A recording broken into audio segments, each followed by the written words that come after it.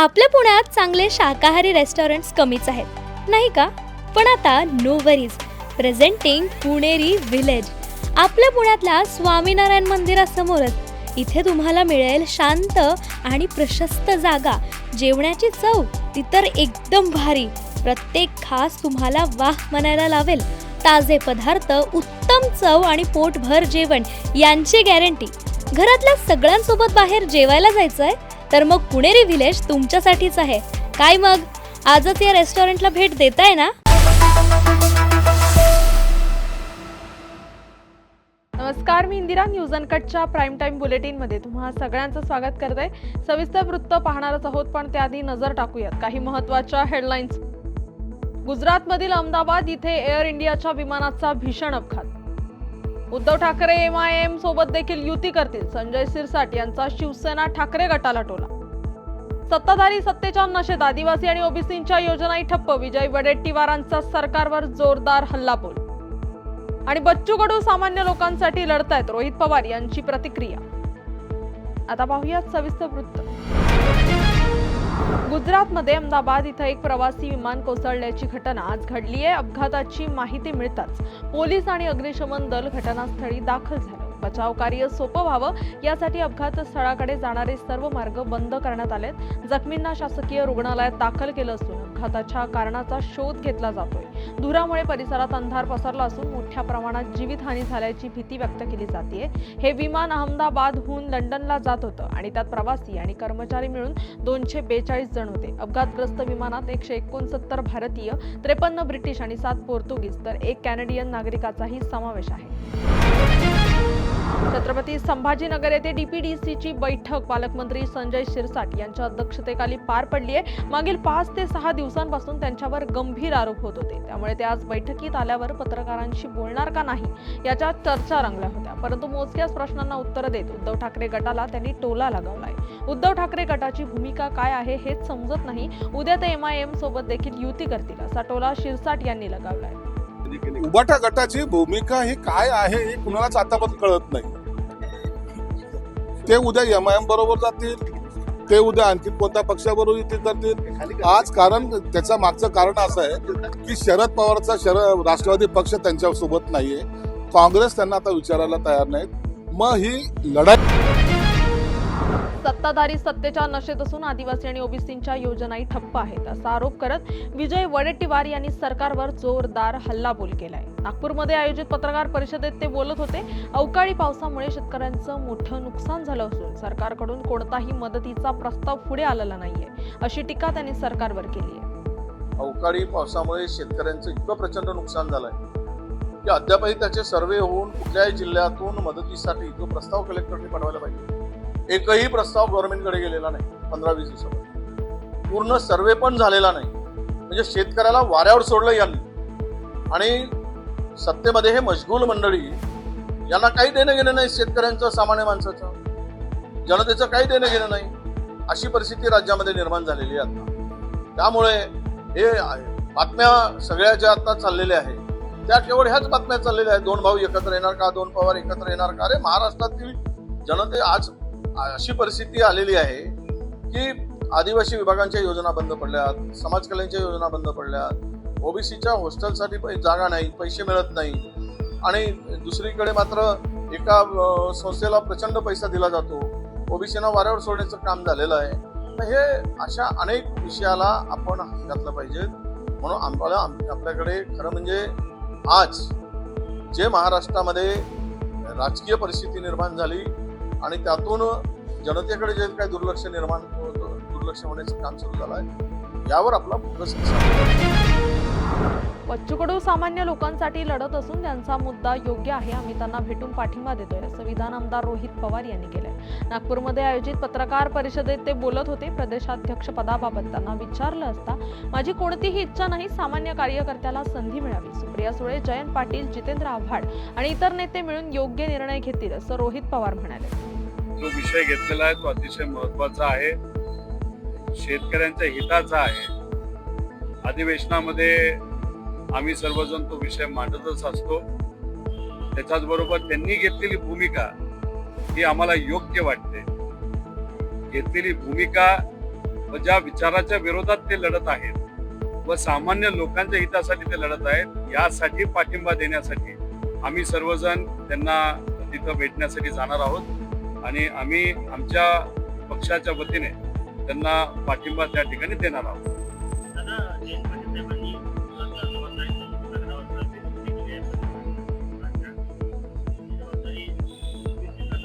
एक तर आपण समजून घ्या की जयंत पाटील साहेब बोलत असताना जेव्हा एखादा घरगुती कार्यक्रम असतो त्या कार्यक्रमाला आपल्या घरची लोक म्हणजे पदाधिकारी कार्यकर्ते तिथे आले असताना आणि पवार साहेब स्वतः तिथे उपस्थित असताना कधी कधी आपण भावनिक होतो आणि जयंत पाटील साहेब हे त्या दिवशी भावनिक झालेले आपल्याला सगळ्यांना बघायला मिळाले. 7 वर्ष झालं एक महत्वाची भूमिका आणि जबाबदारी ते पार पाडत आहेत. त्यांच्या अध्यक्षतेखाली आपल्या पक्षाला यश मिळालं. कधी कधी अपयश असतं, पण अपयश हे फक्त एका व्यक्तीमुळे असतं असं नाही, बऱ्याच काही गोष्टी त्याला जबाबदार असतात. त्यामुळे त्यांनी तिथं वक्तव्य केलं असलं तरी त्यांनी काय त्यांचा राजीनामा पवार साहेबांना तिथं दिलेला नाही. ते भावनिक झाले आणि भावनिकच्या भरात ते बोलले असं आपल्याला म्हणावं लागेल. शेवटी निर्णय जयंत पाटील साहेब, पवार साहेब, सुप्रियाताई देशमुख साहेब, तसंच आव्हाड साहेब, हे सर्व मोठे टोपे साहेब, सर्व नेते बसून पार्टीचं भवितव्य कसं असावं, कशा पद्धतीने पार्टीची संघटना असावी या बाबतीत ते योग्य असा निर्णय देतील असं आम्हा सगळ्यांना वाटतं. बातमीपत्रात वेळ झाली आहे छोट्याशा विश्रांतीची. लगेचच परत येऊ. तोपर्यंत पाहत राहा न्यूज अनकट.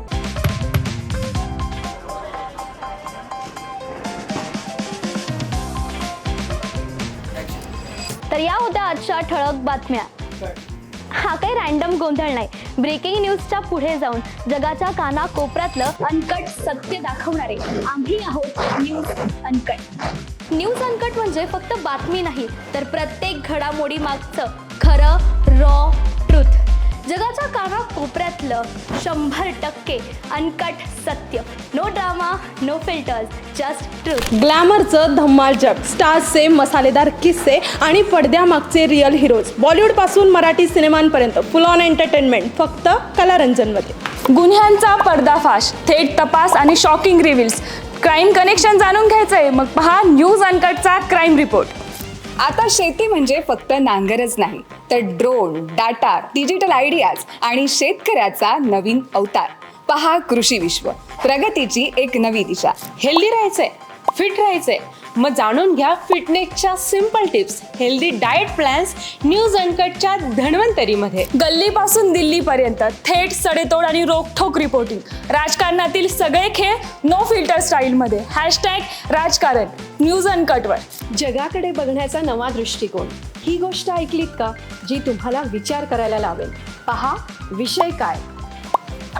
शेवटच्या क्षणाचा थरार, मैदानावरील धमाल, खेळाडूंचे किस्से आणि बरंच काही. क्रीडा विश्वमध्ये सर्व काही. प्रत्येक बातमी, प्रत्येक विषय, प्रत्येक घटना हे तुमच्यापर्यंत. No filter, no biasness. बातमी जशी आहे तशीच दाखवणार.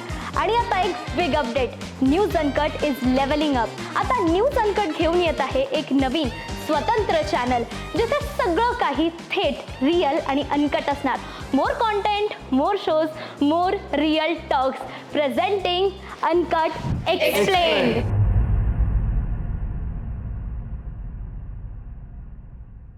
बातमीपत्रात पुन्हा एकदा स्वागत. आता पाहूयात उर्वरित काही महत्त्वाच्या घडामोडी. माळेगाव सहकारी साखर कारखान्याची निवडणुकीच्या आज अर्ज माघारी घेण्याच्या अखेरच्या दिवशी अजित पवार यांच्या सर्वपक्षीय निळकंठेश्वर पॅनलचे उमेदवार जाहीर करण्यात आले. सोमेश्वर सहकारी साखर कारखान्याचे माजी अध्यक्ष राजवर्धन शिंदे यांनी निळकंठेश्वर पॅनलच्या उमेदवारांची यादी जाहीर केली. विशेष म्हणजे हा पॅनल सर्वपक्षीय आहे असं त्यांनी निक्षून सांगितलंय. मात्र या पॅनलमध्ये कोणत्या पक्षातील कोणते उमेदवार आहेत यावर प्रश्न विचारल्यावर तो प्रश्न तुम्ही अजितदादांनाच विचारा असं म्हणत पक्षीय बलाबल जाहीर करण्यास नकार दिलाय.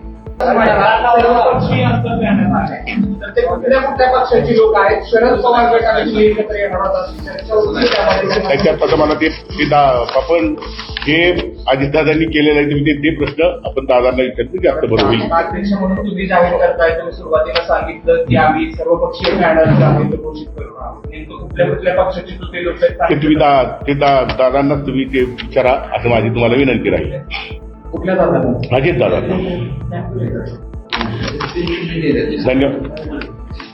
सर्व जे काही राहिलेले उमेदवार आहेत त्यांना माझं सर्वांना आव्हान राहील की आपण जे उमेदवार राहिले आहेत त्यांनी लवकरात लवकर 3 वाजता हे काढावेत आणि श्री नीलकंठेश्वर पॅनलच्या पाठीमागं सर्व उमेदवारांनी त्यांना पाठिंबा द्यावा, त्यांनी अजितदादांना सहकार्य करावं अशी मी सर्वांना विनंती करतो. बच्चू कडू यांच्या अमरावतीमध्ये सुरू असलेल्या अन्नत्याग आंदोलनाचा आज 5वा दिवस आहे. या आंदोलनाचे पडसाद आता भंडाऱ्यातही उमटू लागले. आज पवनी येथील प्रहारच्या कार्यकर्त्यांनी पाण्याच्या टाकीवर चढून आंदोलन केले.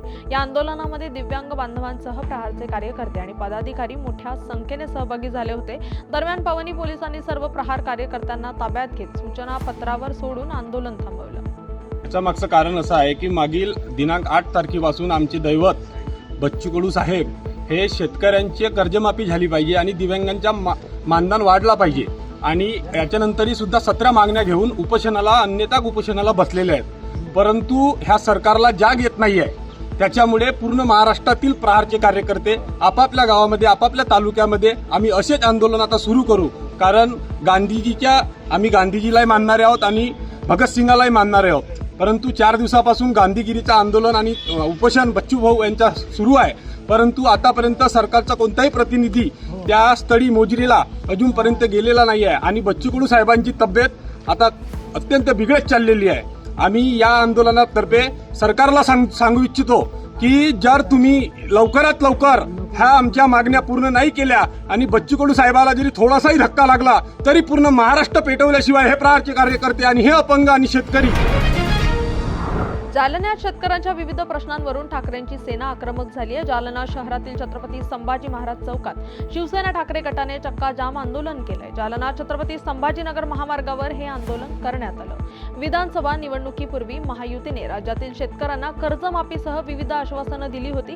त्याचबरोबर लाडक्या बहिणींना प्रति महिना 2100 रुपये देण्याचं आश्वासन देखील दिलं होतं. मात्र अद्यापपर्यंत महायुती सरकार जनतेला दिलेली विविध आश्वासने पूर्ण केलेली नाहीयेत. त्यामुळे हे आंदोलन करण्यात आलंय. शेतकऱ्यांची आमच्या माता भगिनींची फसवणूक करणारं खोटे आश्वासनं देऊन सत्तेत येणारं जे सरकार आहे त्यांनी जे निवडणूक काळामध्ये वादे केले होते ते आम्ही त्यांना विचारण्यासाठी हे आंदोलन केलं की क्या हुआ तेरा वादा. निवडणूक काळामध्ये आमच्या भोळ्या बाबड्या शेतकऱ्यांना आमच्या भोळ्या बाबड्या माता भगिनींना या सरकारने वेगवेगळी आश्वासनं दिली. 1500 रुपये लाडके बहिणीचं अनुदान आम्ही 2100 रुपये करू असं आमच्या भगिनींना सांगितलं आणि आमच्या शेतकरी बांधवांना आम्ही निवडून आलो तर तुम्हाला कर्जमुक्त करू ही जी खोटी आश्वासनं दिली. 6-7 महिने झाले आता यांची भाषा बदलली, यांचा रंग बदलला सरण्यासारखा आणि हे म्हणतात की आमच्याकडं तेवढे पैसेच नाही, आम्ही लाडकी बहीण योजना सुद्धा चालू शकणार नाहीत आणि शेतकऱ्यांची कर्जमुक्ती सुद्धा करू शकणार नाही. यांनी 10 ते 20 लाख भगिनींचं नावं या अनुदानांमधून वगळली. हे जे खोटे आश्वासन दिले त्यांना आम्ही हा प्रश्न विचारतोय की बीडच्या आष्टी तालुक्यात झालेल्या मुसळधार पावसामुळे मोठ्या प्रमाणावर नुकसान झालंय. या आपत्तीग्रस्त भागाची आज मतदारसंघाचे आमदार सुरेश धस यांनी प्रत्यक्ष भेट घेऊन पाहणी केली आहे. त्यांनी नागरिकांना धीर देत प्रशासनाला तत्काळ मदत कार्य राबवण्याच्या सूचना दिल्या.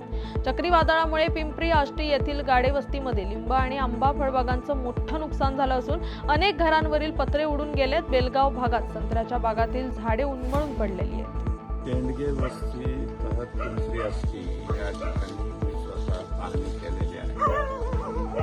लिंबू, त्याच्यानंतर आंबा, त्याच्यानंतर उन्हाळी मका, त्याच्यानंतर कांदा आणि आंब्याच्या झाडाचं प्रचंड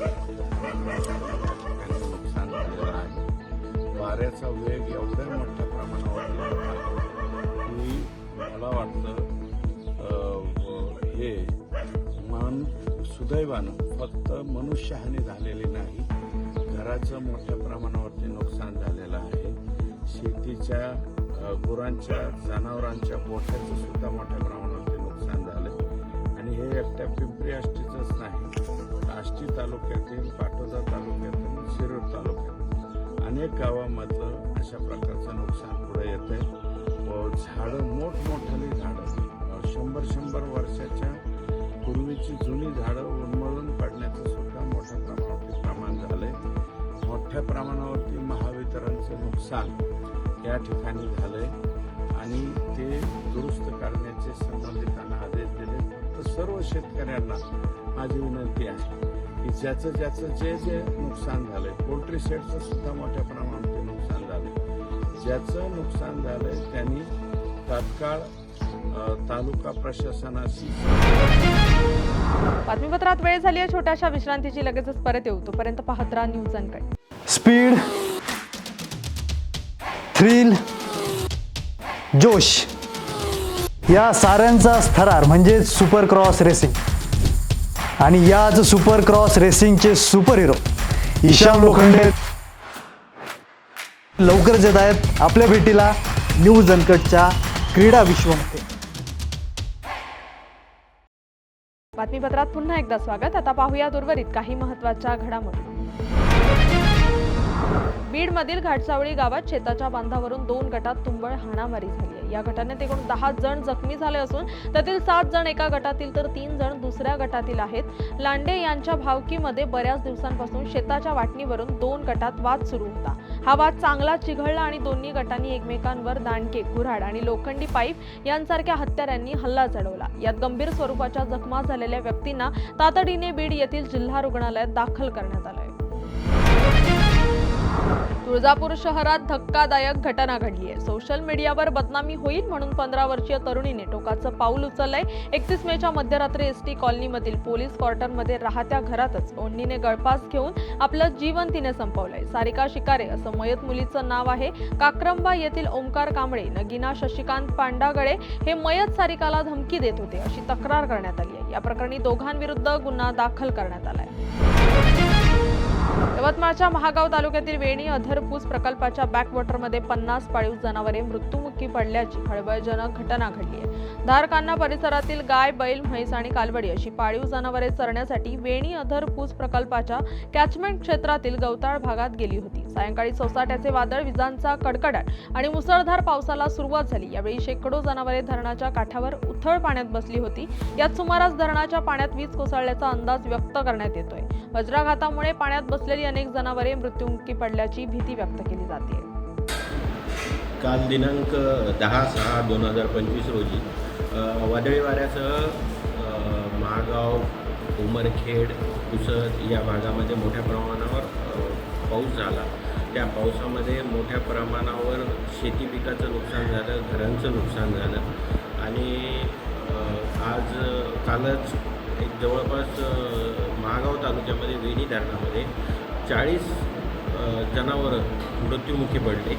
या 40 जनावरांचं PM करून त्यांचं प्राथमिक लाईटनिंग पडून मृत्युमुखी पडल्याचा अंदाज पशुवैद्यकीय यांनी दिलेला आहे आणि त्या लोकांचे पंचनामे झाल्याच्या नंतर पूर्ण तलाठी आणि मंडळाधिकाऱ्यांना पण त्याचे पंचनामे करायला सांगितलेले आहेत आणि इतर शेतजमिनीचं पिकांचं जे नुकसान झालेलं आहे, घरांची पडझड जी झालेली आहे त्याच्यामध्ये कृषी सहाय्यक, आमचे तलाठी, ग्रामसेवक यांना संयुक्त पाहणी करून संयुक्त अहवाल देण्याच्या सूचना देण्यात आलेल्या आहेत.